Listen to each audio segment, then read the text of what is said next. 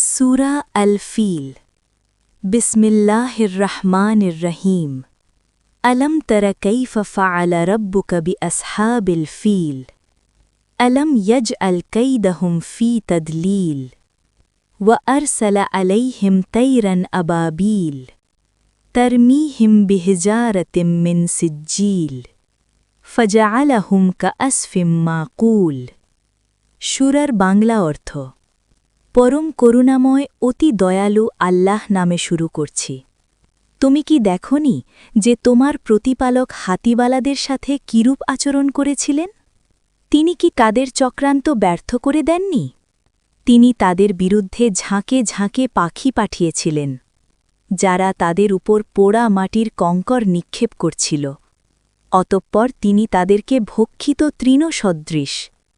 সূরার গুরুত্ব ও শিক্ষা। সূরা আল-ফিল পবিত্র কুরআনের একটি গুরুত্বপূর্ণ সূরা, যা মুসলিমদের জন্য বহু শিক্ষা ও তাৎপর্য বহন করে। ১. আল্লাহর অসীম ক্ষমতা। এই সূরায় দেখানো হয়েছে যে আল্লাহর ইচ্ছার কাছে সবচেয়ে বড় ও শক্তিশালী বাহিনীও তুচ্ছ।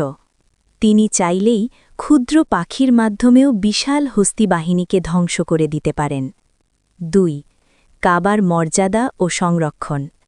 ইয়েমেনের খ্রিস্টান শাসক আব্রাহা কাবা ঘর ধ্বংস করতে এসেছিল। আল্লাহ নিজেই তার ঘরের নিরাপত্তা দান করেন এবং কোনো শক্তি তা ধ্বংস করতে পারেনি। ৩. অহংকারের পরিণতি। আব্রাহা তার বিশাল বাহিনী ও হাতির দম্ভে অহংকারী হয়ে উঠেছিল। এই অহংকারই তার ও তার সৈন্যদের ধ্বংসের কারণ হয়। ৪. তাওয়াক্কুল বা আল্লাহর উপর ভরসা। কুরাইশ নেতা আব্দুল মুত্তালেব সাল্লাল্লাহু আলাইহি ওয়াসাল্লামের দাদা যখন জানতে পারলেন আব্রাহা কাবা ধ্বংস করতে এসেছে, তখন তিনি বলেছিলেন, এই ঘরের মালিক স্বয়ং আল্লাহ, তিনি নিজেই এর হেফাজত করবেন। এই ঘটনা আমাদের শিক্ষা দেয় যে বিপদের সময় আল্লাহর ওপরই ভরসা করতে হয়। ৬. ঐতিহাসিক তাৎপর্য।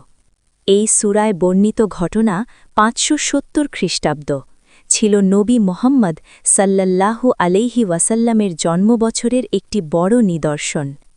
এটি আরবদের জন্য আল্লাহর শক্তির প্রকাশ ছিল। ৭. নামাজে তেলাওয়াত। এই সূরা ছোট হলেও এর তাৎপর্য অনেক। নামাজে এই সূরা তেলাওয়াত করা সুন্নাত। ৮.